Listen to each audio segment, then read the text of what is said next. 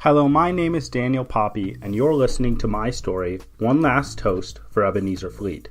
If you prefer to read this story, all text will be coming out in the form of blog posts on my website, danielpoppy.com. Poppy is spelled P-O-P-P-I-E. If you are listening on YouTube and would like a more convenient way to listen to the story, be aware that it is put up as a podcast as well. Thank you for your support, and I hope you enjoy One Last Toast for Ebenezer Fleet.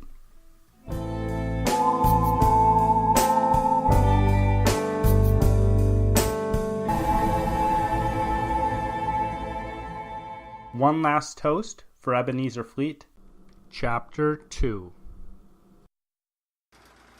The milkman's truck backfired just as it did every morning, and Ezekiel's eyes popped open. He sat up in bed. He looked out the window. The milk truck backfired again, more quickly, as it turned off Ezekiel Street onto the next. The city was dark. Except for the backfire of the truck, it was silent as well. As he stretched his arms above his head and sighed, he thought of the coming dawn. He thought of the pale sun that would peek its head over the horizon like a bashful little boy. He thought of the world filling with golden light. Ezekiel dropped his feet onto the cold floor. He smiled. He loved mornings. No matter how stressed, worried, frustrated, angry, or depressed he was the night before, sleep would wash it all away, and he would be filled with a feeling of rebirth. His brother, Isaiah, the constant reader and information collector, had once spouted off to him some theory of how toxins build up in the body. Scientists have found that certain toxins get deposited in your bones, he said. And though Ezekiel did not know if Isaiah had told him the truth, each day as the sun set, Ezekiel would feel all the energy sucked out of him. He would feel a pull to the floor. He would feel the first sluggish sensing of sickness. He would feel the toxins of daily life, stress. Stress was the worst. Each day his mind spun from one worry to the next. "You placed a burden on yourself," Daniel had told him brusquely a few years back. It was during their parents' 30th anniversary. The house was packed. He, Ezekiel, was making sure everything was running smoothly, and when he asked Daniel for help, his brother shook his head. "This is too much for one person to handle," Ezekiel answered his brother. "There are 5 of us, and everyone should pitch in and help." "You've placed a burden on yourself," Daniel responded. "You know you could just pass off running the party to one of the aunts, but you won't, because you don't trust that they'll do it right. Delegate. It's not my problem." Ezekiel had been angry with Daniel for several weeks after, but looking back at those 5-year-old comments, he thought Daniel had a point. He thought Daniel did not have to be such an ass about making that point, but he thought Daniel had a point. And Ezekiel would have followed his advice if it had not been for sleep. Sure, he was so highly strung during the day that he could barely stay awake past 9:52, but sleep existed, and sleep was glorious, and sleep took that worry and stress. Sleep took all the toxins and washed them away. Ezekiel stood to his feet. He grabbed yesterday's pants from the chair and pulled them on. He walked over to his small cooler on the ground and pulled open the lid. He grabbed the butter and eggs, dropped them on the small stove, and in 2 minutes, a pat of butter was melted in the pan. In 2 minutes more, an egg was sizzling, and a piece of bread was warming on the pan next to it. He did not have a toaster. He barely had enough space for a stove in the small apartment, but he had a cooler to keep food cool. He had something to make food, and that was enough for him, especially in the morning, especially when everything was new. Ezekiel dropped his eggs and his warmed bread onto the plate. He picked up the plate and a half cup of cold coffee from the day before, opened the door, and stepped out to the patio. It was the day before summer. The air was cool. Goosebumps rose on his skin. The world was dark, but the first rays of the sun rose like a shimmering crown on the horizon. He lowered himself into his small, half-broken yard chair and looked at the dark neighborhood. It was a better neighborhood in the darkness. During the day, the grunge of the place was evident. Broken windows, peeling paint, rotting wood. In the morning it was dark, and as far as his good humor knew, the darkness hid the gleaming beauty of a perfect city. Ezekiel leaned back in the chair. He brought the bread up to his mouth. As he bit into it, it smeared into his teeth and onto his tongue. He leaned his head back. He closed his eyes and chewed. All the little eddying qualms from the night before were gone, and he focused on each little thing: the soggy bread in his mouth, the scratch of the fork on his plate, a car in the distance, buttery eggs. In those dark morning moments, he did not exist in the same way. Time did not exist. He was a dot, a punctuation mark floating through something or somewhere, on a different plane, a spiritual plane. And he, this little dot, floated from the taste of the eggs, to the texture of the fork, to the slow light of the sun filling his eyelids. Each of these consumed his consciousness. He did not feel time, and an hour passed in a moment, and then another. And every morning it was always this way, until the sun rose and was red in his closed eyes and hot on his skin. "Ezekiel!" The voice bit into his ears. The taste of the eggs and toast lingered in his mouth. The plate was on the floor. The drone of vehicles filled the air. His name was a well-honed knife, and it sliced from his ears down to his mouth. Ezekiel opened his eyes filled with pain. His vision filled with light. Slowly his vision cleared, and a jagged crack of worry formed within him. He sighed. "Claire!" Her name sounded like a hallelujah on his lips. He forced a smile. He forced his eyes to crinkle. He knew it was not a real smile unless his eyes showed it, but he also knew that even if his eyes showed it, it was not a real smile at all. He could feel the fakeness, the heaviness of the smile on his face, as if it were a mask. She was beautiful, drop-dead beautiful, the kind of beautiful that walked down the street and turned heads and caused accidents, a blonde bombshell. When he had met her, he could barely keep himself on his feet. All the blood rushed through his head, and he knew that if it was the last thing he did, he would be with her. A woman whose face gave a man a vision to accomplish what had only ever been fleeting childhood dreams. He had seen her that night. He had been captured by her beauty. He had fallen in love with her. During the first years of their relationship, she had always put him at ease. It was the power of her perfect face, her cooing voice.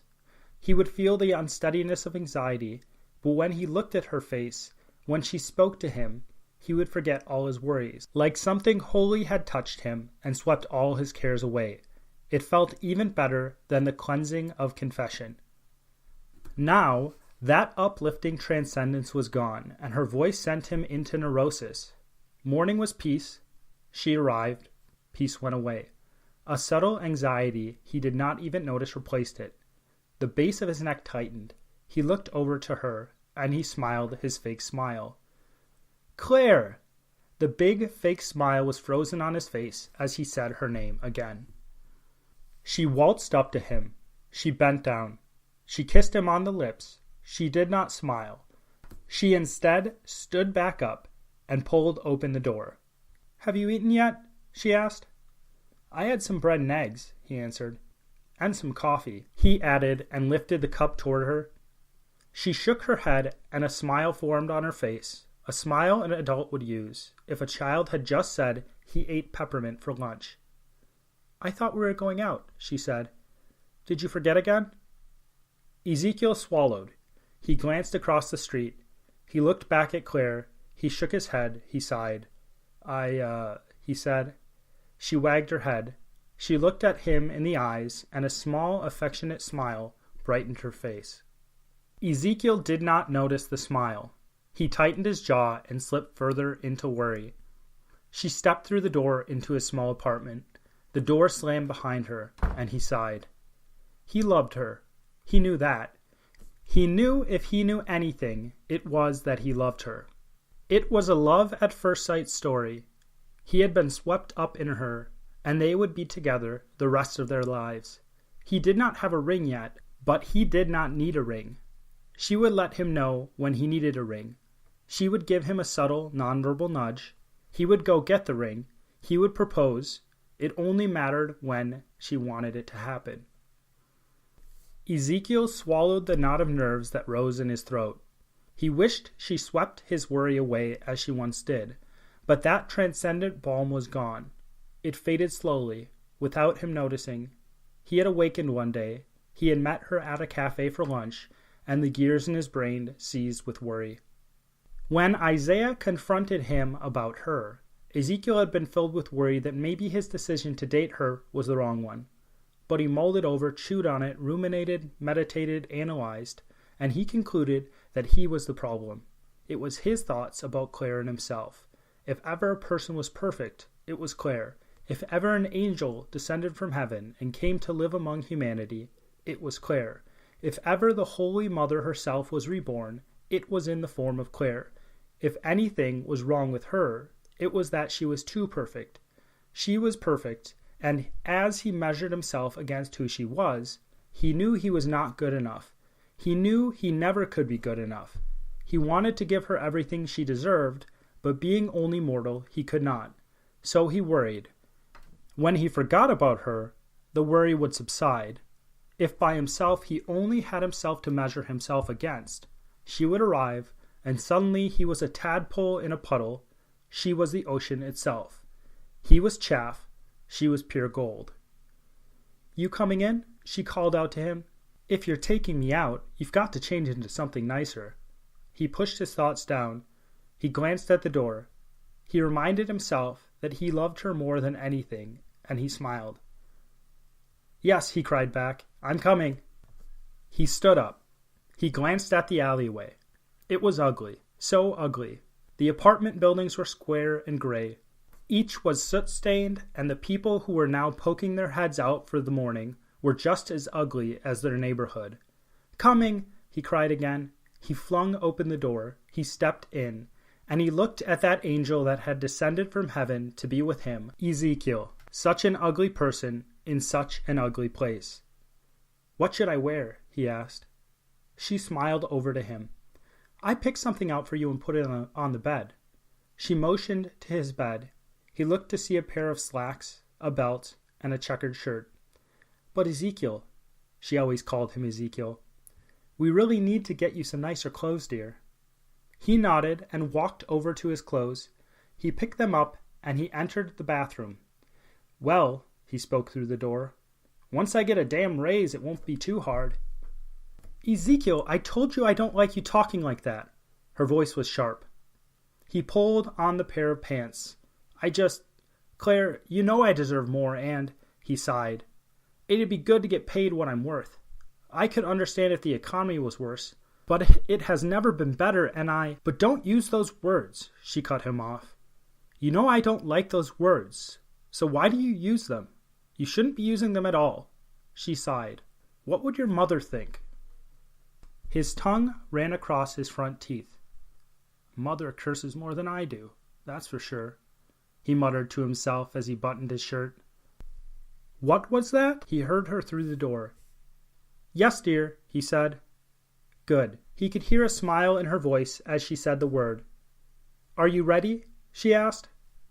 Ezekiel flung open the door. He nodded to her and looked down at his outfit. The shirt was not his nicest. He did not know why she preferred this particular one. The slacks were old. The belt was an odd color, but wearing these clothes was a small thing he could do to make her happy. Even if it was somewhat of an annoyance to have to change, he knew compromise was part of any relationship. "Ready," he said. He smiled at her, a big smile, a fake smile.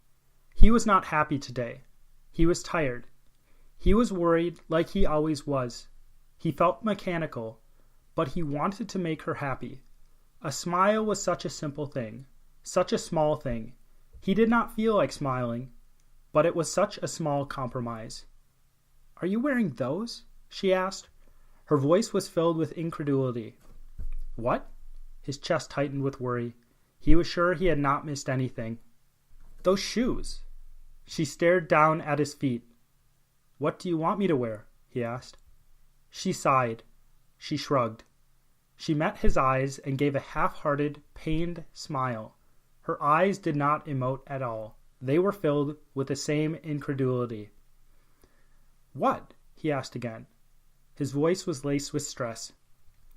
"Nothing." A smirk curled up on her face. She shook her head. "It doesn't matter. We need to get going anyway." Ezekiel watched the back of Claire's head as she reached toward the door handle. His eyes ran down each of the silken strands of her beautiful blonde hair. He took a deep breath in. He licked his dry lips. A thought was on the tip of his tongue. He searched his consciousness. What had he done wrong? Should he change his shoes? Into what? It would not be a problem. It would take 5 minutes. Words budded in his mind, but before he opened his mouth to speak, the phone rang. He let a breath out. Claire turned. Her eyes locked with his, and as he stared into hers, he realized those eyes held no happiness, only annoyance. She had not and would not say that she was annoyed, but he could tell, and his worry burned like fire in his chest. It felt like bugs scurrying in his head, termites burrowing, gnawing.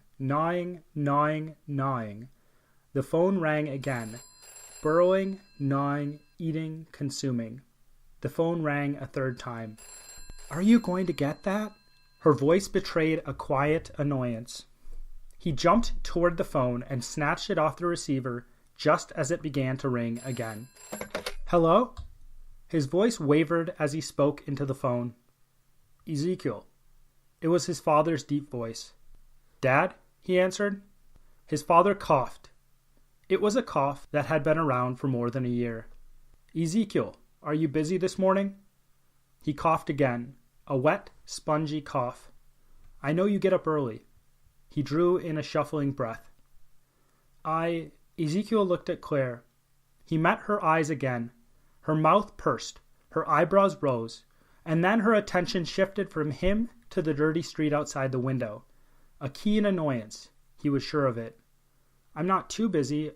Claire and I are grabbing some breakfast, but, what do you need? He asked. His father cleared his throat. He coughed again. His voice wheezed out. A shipment just came in. I was wondering if you could come over and help put it away. Ezekiel pursed his lips and bit the tip of his tongue. He sighed. Have you tried asking Isaiah or Jeremiah? He asked. His father cleared his throat. Isaiah and Jeremiah are busy, his father answered. Well, I'm kind of busy too, Dad, he answered. It'll take 15 minutes, probably 10, his father responded quickly. Ezekiel closed his eyes and shook his head. He brought the hand that was not holding the telephone up to his face, and he rubbed his eyes. Okay, 15 minutes, and that's it. I'll see you in 10. His father did not say goodbye. Before Ezekiel could respond, he heard a click and a dial tone. Ezekiel dropped the phone onto the receiver and looked up to the door. He saw Claire. He saw her eyes, the impatience. He thought about breakfast. He thought about telling Claire about stopping at his father's shop. He knew how the conversation would go. He would tell her. She would smile. She would say how proud she was that he was helping his father. He would apologize. She would shake her head and tell him not to apologize, but he knew annoyance would burn within her. In every similar situation, he had seen the impatience in her eyes. He had felt the prick of those thorny eyes more than once, and no matter how fast he moved, she would be waiting, and her annoyance would be compressing into anger. Who was on the phone? She pulled the door open as she asked the question. A smile lit up her face, but her eyes were still flat with annoyance. My dad, he answered, as they stepped into the alleyway. Though he was not aware of his anxiety, it had not gone away. It was a quiet tinnitus. Because it was ever ringing, he was only as aware of it as he was aware of the clothes he was wearing, or his wristwatch, or his tongue resting in the middle of his mouth. He could attend to it if he remembered, but when distracted, it slipped into the background like the low hum of traffic. It was an ugly little gremlin. Its hands were on the controls, driving his emotions, driving his thoughts, but it was such a thin thing, such a light thing, that he forgot he was carrying it around at all. Ezekiel did not remember the specifics of that drive. He did not notice Claire's suggestions on how he could improve his driving. He did not hear her command to pay attention, or her chastising voice that told him he should not swear or talk over her. He just nodded his head and said, "Okay," and continued to drive. Claire went on about her hair. Then she went on about her friend Kathy's hair. Her conversation flowed to fashion. She talked about her new jacket. She asked him several questions. She told him where to go, and he answered with nods and affirmatives. He did not really hear any of her words. He did not hear of the colors. He did not hear of the cut of the blouse. He did not even realize he was driving. He thought of his father and his duty to the man, and he thought of Claire, her golden hair, her angel face, and that pull of responsibility to both of these people. He was a tiny asteroid, slingshotted around one star and around another to be flung once more around the first. Ezekiel! Her sharp voice broke him out of his cyclical thoughts. He glanced over to her. Her eyebrows were knitted. Her face was dark, disapproving. You missed the turn, she answered. What? He shook his head in surprise. He looked at the road. He had already passed the turn if he had intended to go straight to the cafe. He passed another turn. Ezekiel! She sang out. Ezekiel, you missed another turn. He shook his head. He coughed. He knew he had to tell her. Ezekiel, she sang out again, a third time as he passed the third turn. He felt anxiety rise. I need to stop at Dad's shop, he said. He made a right turn, the opposite of what she wanted, and he waited. Worry held him by the throat, and he waited for every atom of the world to explode. Claire took in a breath. She glanced out her window. He was not sure of the expression on her face. A smile? A slow decision? Anger? Her tongue searched the inside of her lower lip. Her eyes burned. Then she turned to him. A slow turn with piercing eyes, furnace eyes, hellfire eyes. Worse. He could not begin to find words to explain what he saw in those eyes. Ezekiel, her voice was calm. If he was not fully aware of those beautiful eyes burrowing into his brain, he would have even said her words were sweet. He did not answer, though he knew she wanted him to answer. She pursed her lips and tilted her head. Ezekiel, she said again, just as calm, just as honeyed. He glanced over. He felt frozen. He felt as if he were a stone man. His tongue was swollen. He could not swallow. He could barely breathe. Ezekiel. When she said his name the third time, he could see the smile on her face. Her voice was as sweet as dripping honey. Yes? His voice was weak. He felt weak. He felt weak as a bone burnt to ash and blown away by the wind. Why are we going to your father's store? She asked. A hand reached out and touched his shoulder. He opened his mouth to speak, but it was too dry. He saw her out of the corner of his eye, but he dared not glance over again. He closed his mouth. He willed it to produce saliva and opened it again.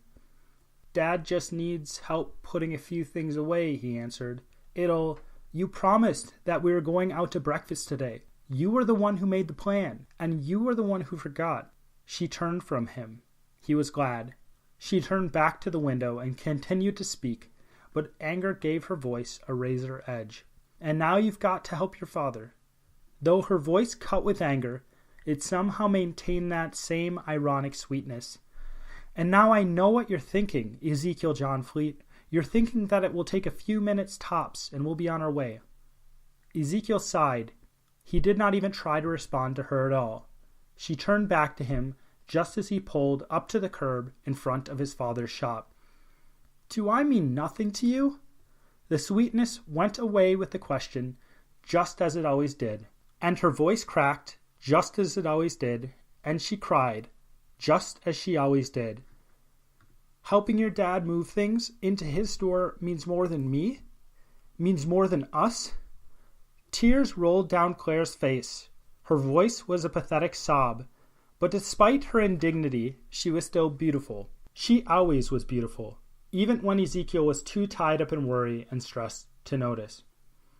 Claire continued in animal bellows with those tumbling tears and that angelic face, and as she did, Ezekiel watched as cars zoomed by on the street, and he sat motionless. And she yelled, he watched. She yelled, His chest tightened, his mind filled up with the tilt-a-whirl flashes of worry, and she showered his arm with tears of rage. It was when she slammed her fists on the dashboard that he swung open his door and jumped out of the car. Not out of courage, not out of being done with her. It was pure avoidance, pure flight, pure fear. He heard her hands pounding the window, and he saw her face pressed up against the glass as he passed in front of the car. And he sighed in relief as the bell on the door rang. The shop door swung shut, and her voice disappeared. Ezekiel. Ezekiel looked up to see his father behind the till. A smile was on his face. Ezekiel scowled back at his father. His father's face washed over with concern. "Are you all right?" he asked. "Can you get Isaiah or Jeremiah to help you next time?" he answered. His voice bit with the annoyance of being inconvenienced. "Isaiah is at school, and I couldn't get a hold of Jeremiah," his father said. "Daniel, then," Ezekiel almost shouted. His father scowled back. Ezekiel shook his head. He forced the tension out of his body. He brought a hand up, ran it down his face, and sighed. "Dad, it's been a stressful morning. Claire and I were going to go out, but I forgot, and then you called." He met his father's eyes. "I'm sorry." His father nodded and gave him an understanding grunt. "Hard times, I know. And they're getting even harder, it seems. These wars, they've done something to us. Especially this last one, with the destruction." Ezekiel stepped up to the counter. He let his keys dangle from his hand. He watched them as they spun, then let them drop. He looked up at his father. "What do you need, Dad?" he asked. "I've got to go quick. Claire's out in the car, and she's mad and hysterical." "Got a shipment. They would drop it right in the back door, but no farther. Early this morning. Everything needs to go in the closet." Ezekiel pushed himself off the counter. "All right," he said. His father nodded to him. "Shouldn't take more than 10 minutes, he said. Then his father looked at the front door expectantly. Ezekiel made his way through the colorful shelves to a dark hallway that led to a heavy metal door.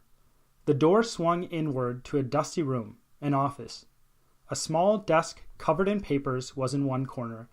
A small bookshelf sat against the wall. It was filled with pulp fiction detective novels. They were his father's guilty pleasure. Ezekiel thought they were dull, but he thought there was worse literature than a mind-numbing mystery thriller. The boxes his father had spoken of were piled next to the bookshelf. 3 stacks, less than 10 minutes of work. He picked the first up. He looked down at the label. Candy bars. Also his father's favorite, and the favorite of almost every other person in the country. Big Jim's peanut butter bars. The stupid face of a farmer in coveralls on the top of the box smiled up at him. It was not just the nation's favorite candy bar. It was also President Dallimore's, and Ezekiel wondered whether that had anything to do with its popularity as well. Ezekiel carried the first box into the store. He went over to the shelf and set the box on the floor.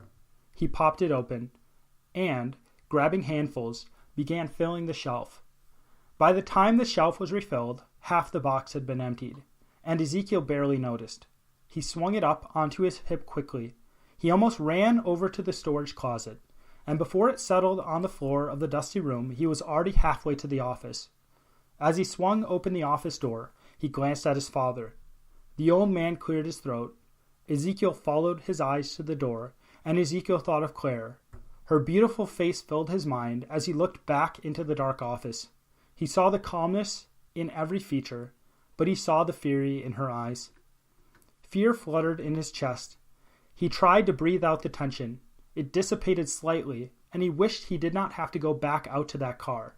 He did not want to be here helping his father, because he was always the one who was here helping his father, but he knew what was worse.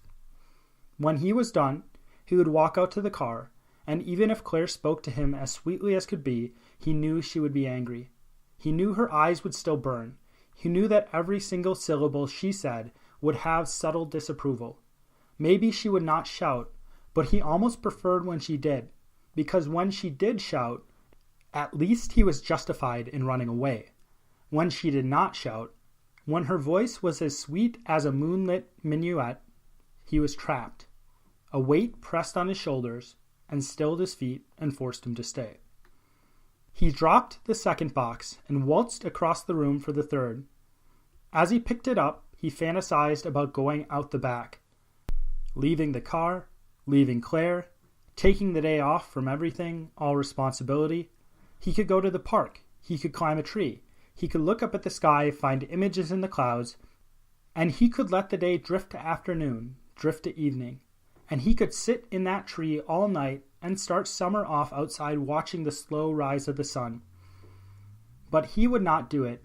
He could not do it. He felt trapped. His body was not him. He was a little bug. He was an insect. His limbs were tied, and he was suspended at the center of his human body, floating in some sort of odd, empty outer space. And he had flipped over onto his back. A year ago, maybe 2, he could have slipped out the back, but today he was helpless. He was squirming, writhing. Water from somewhere was rising to cover his little bug body, but not water, a quagmire. A little while longer, and any hope he had of feeling free would be gone. He moved the rest of the boxes and told himself he would do better. Claire was angry because he had forgotten a breakfast he had planned. It was his fault. If he had to deal with her being angry, it was a small compromise, a tiny inconvenience. And he loved her, and because he loved her, he would deal with this tiny inconvenience. He sighed as he dropped the final box of candy bars into the closet. He looked down at the smiling farmer face. Stupid, happy idiot, Ezekiel muttered to himself. He reached down into the open box. He pulled 2 candy bars out and put one in each of his front pants pockets. Then he closed the box and went out into the store. His father looked over to him. Ezekiel felt a little rush of worry that his father saw the candy bars in his pockets, but then he told himself not to worry. His father would not see them.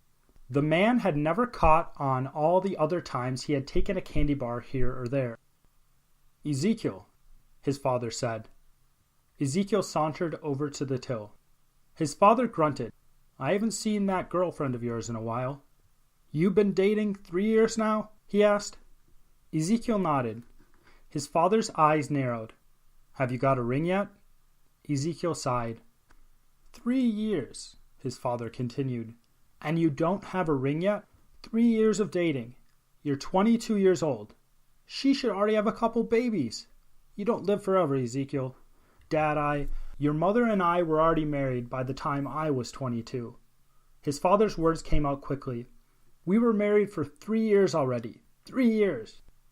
Ezekiel turned from his father. He leaned against the counter and gazed out the window. His father continued to tell him what he should be doing, but he did not hear him. He looked at his old beat-up car. Claire still sat in the front seat. Her face was filled with anger. Beautiful, beautiful anger. Her hair was golden. Her cheeks were flushed. Her eyes burned silver. He wondered where he went wrong. He must have gone wrong somewhere. He was sure of it. Thoughts had crossed his mind, every so often, that God was punishing him for something. But Ezekiel knew blaming his own stress and worry on God was not right. If God was punishing him, it was not because of the arbitrary nature or decision of God. No. Ezekiel had sinned, or maybe not even sinned. Ezekiel had erred in some fundamental way, and God, in his perfect justice, was punishing him. Maybe God was the heavy hand upon him, but it was his own fault. You don't get married soon, that girl won't be waiting around forever. Eventually she'll figure out that you aren't going to buy her a ring, and when she figures that out, she'll be gone the next morning. Ezekiel sighed. Everyone knows it. Well, everyone over the age of 30 knows it. We got married at 18, 19. You would think with a war just as bad as the first, that you would learn that certain things are important. Ezekiel turned to his father. I've got to go, Dad, he said. He hoped his father would hear the anger in his voice. His father did not answer. Ezekiel could see the tension in the man's face. I've got to go, he said again. His father nodded. Ezekiel walked toward the door slowly. He was glad to be leaving, but he did not want to go where he was going. He sighed as he grabbed the door handle and pulled the door open. His body felt stiff as he moved outside. He looked to the car. The beautiful woman still sat in the front seat. She still stared forward as if she did not see him, but he was sure she saw him. She must have. As he crossed in front of the car, she stared through him, and he would not look at her. He could not. He was frozen with fear as he opened the car door. Even though she looked over at him as he sat down, he avoided her eyes at all costs and would only look forward. And she was silent, so silent once again. She turned back to the windshield. She sighed. "How is your father?" She sniffed after she asked the question. Ezekiel bit the inside of his lip, but he did not answer. "Are you going to start the car so we can go to breakfast?" Her voice was filled with venom. Her voice made him jump, and his hand lunged to his pocket. His pocket was empty. He brought his other hand to his other pocket, empty as well. "Ezekiel," she sighed in anger, "start the car." Each word was soft. Each word was clear. Each irate. His hand went to his breast pocket, then both went to his pants pockets. He glanced over at her. "I'm hungry, Ezekiel." Somehow her words were filled with even more anger. A hand went up to his face. An expletive went through his mind. His keys. He had driven to his father's store, so he had the keys then. He hunched down and ran a hand across the floor, but he felt only dirty carpet. She growled next to him. His throat thickened with worry. "Start the car," she barked. "The keys. I lost the keys," he answered quickly, almost panicked. "Then why are you still sitting in the car?" she barked again. He jumped up, opened the door, and was out of the car in one swift motion. His heart raced. He walked quickly, wrapped in worry. He opened the door. The bell rang above him. His father looked from the counter. "Key," he muttered. "I forgot my keys." He was not sure his father heard him at all. Ezekiel walked to the counter. He saw them by the till and snatched them up quickly. The bell rang behind him. His father smiled a wincing smile at him. Their eyes met. His father opened his mouth. Ezekiel waited for the man to speak. He knew he had something to say, and he was feeling guilty about storming out of the shop moments before. "Put your hands up!" A gruff voice barked behind them. Ezekiel jumped. "Hands up!" the voice barked again. Ebenezer Fleet's hands shot up into the air. His eyes were wide, but there was no fear in his face. "Ezekiel," his father muttered, "put your hands up." Ezekiel's eyes squinted in confusion. His father motioned to him with an upward nod of his head. "What?" Ezekiel muttered back. His father nodded behind him. Ezekiel turned from his father toward the rest of the store. "Hands up, kid," the man barked. He brandished a gleaming pistol.